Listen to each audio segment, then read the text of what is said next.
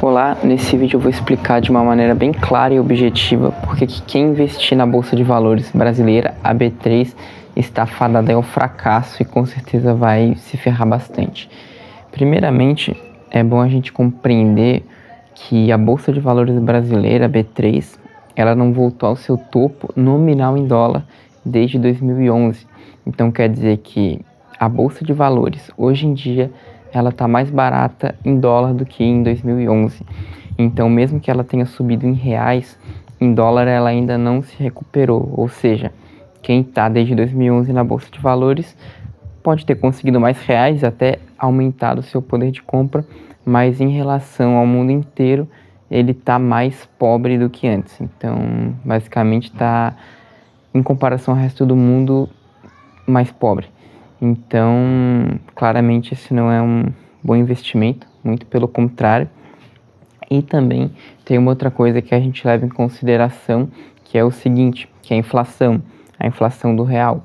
A gente é acostumado a pensar que a inflação é o IPCA, mas na verdade não é.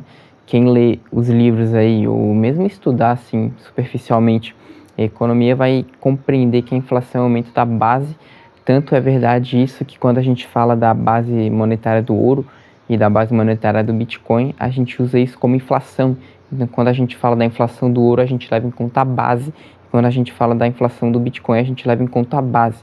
A gente não fala que o ouro e o Bitcoin são deflacionários. A gente fala que eles são inflacionários, só que o ouro ele é inflacionário e o Bitcoin é desinflacionário, que a inflação dele vai ficando cada vez menor. Essa é a única diferença.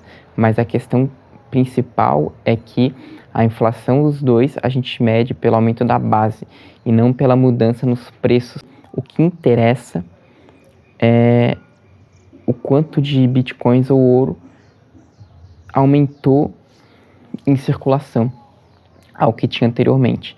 E isso a gente chama de inflação. E no Brasil, quem quiser colocar aí pode colocar, até no Banco Central, que a inflação do Brasil, o M0, ele foi aproximadamente 14,6%.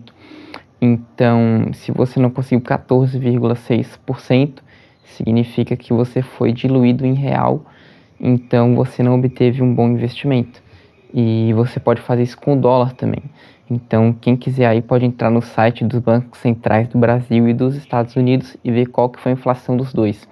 A dos Estados Unidos eu não sei de cabeça, mas é algo em torno aí de 5 a 10%. Em média, desde, 1900 e bolinha.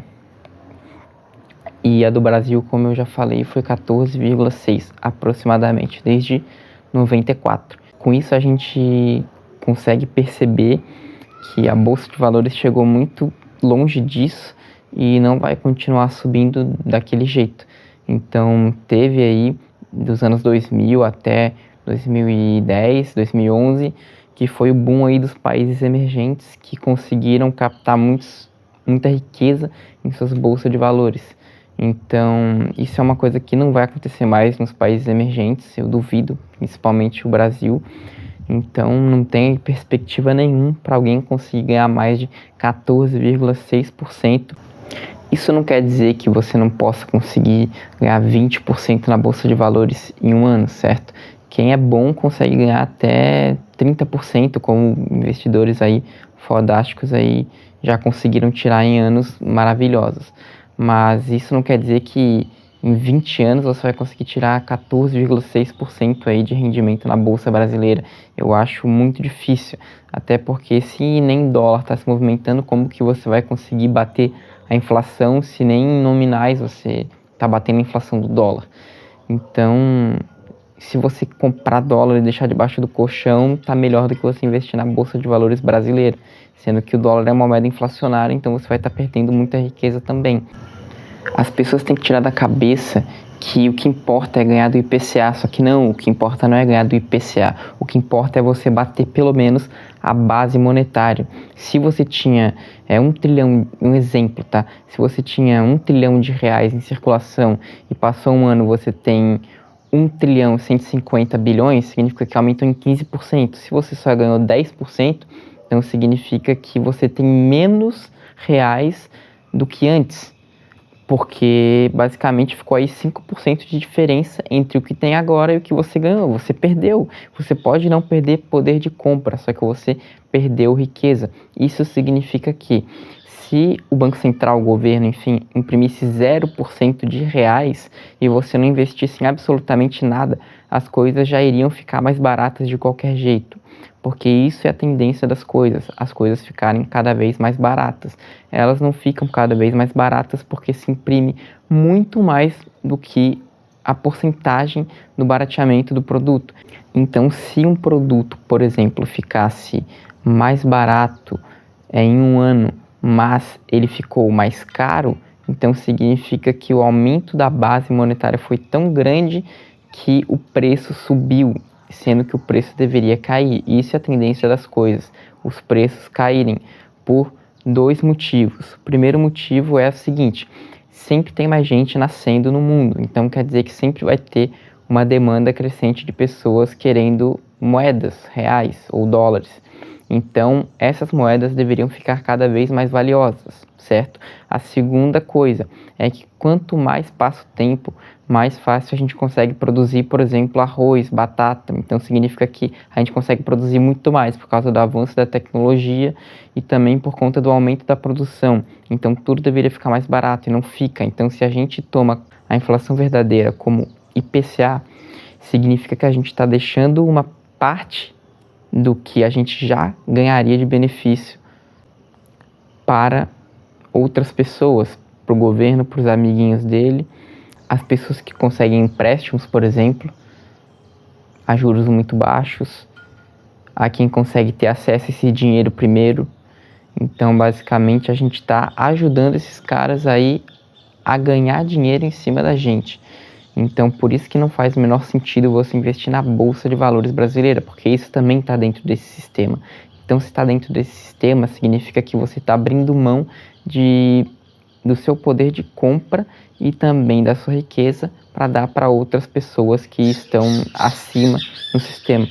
Então, não faz sentido, por exemplo, você investir na Bolsa de Valores, sendo que tem um ativo que é o Bitcoin, que você consegue ter exatamente isso que eu falei.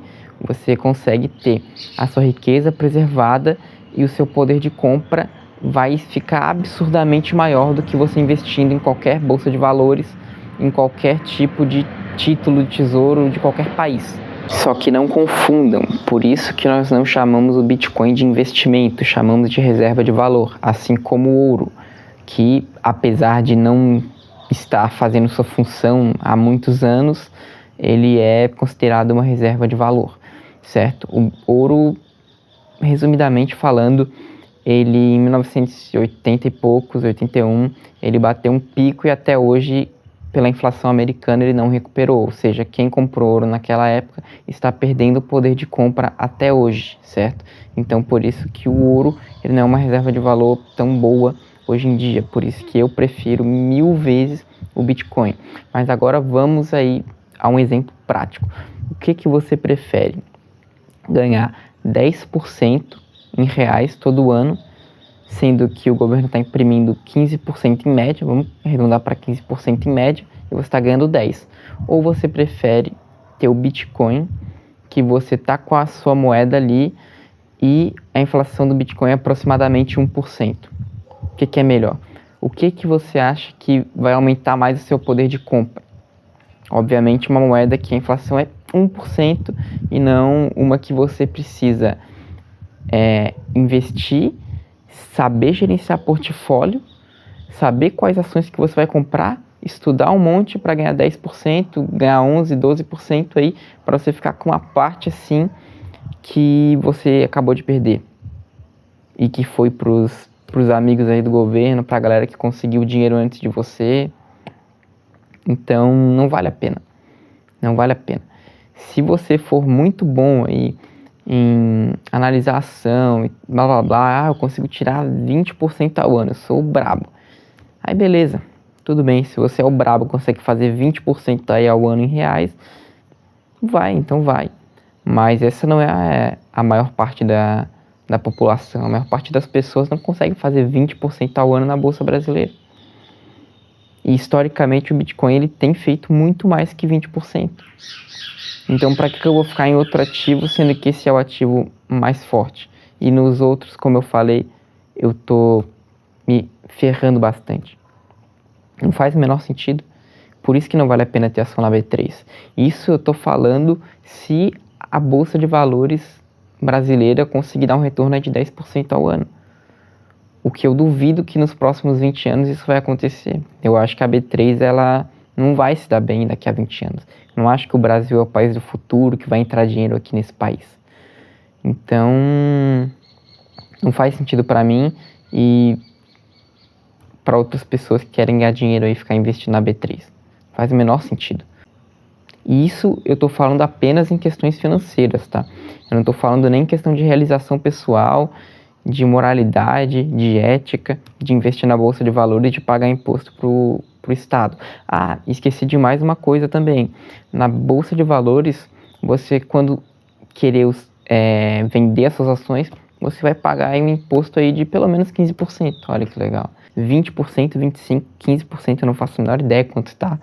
A última coisa que eu quero saber é quanto de imposto eu tenho que pagar. Eu não sei de absolutamente nada do quanto que tem que declarar, aonde, como que faz. Eu nem sei, não quero nem saber, porque eu nem vou declarar, entendeu? Ou seja, na verdade você não vai ganhar esses 10% aí ao ano porque tem um imposto de renda. E no Bitcoin isso não acontece, só paga imposto de renda em lucro de Bitcoin quem é trouxa, entendeu? Porque quem é esperto não vai pagar imposto de renda sobre Bitcoin. Então é basicamente isso.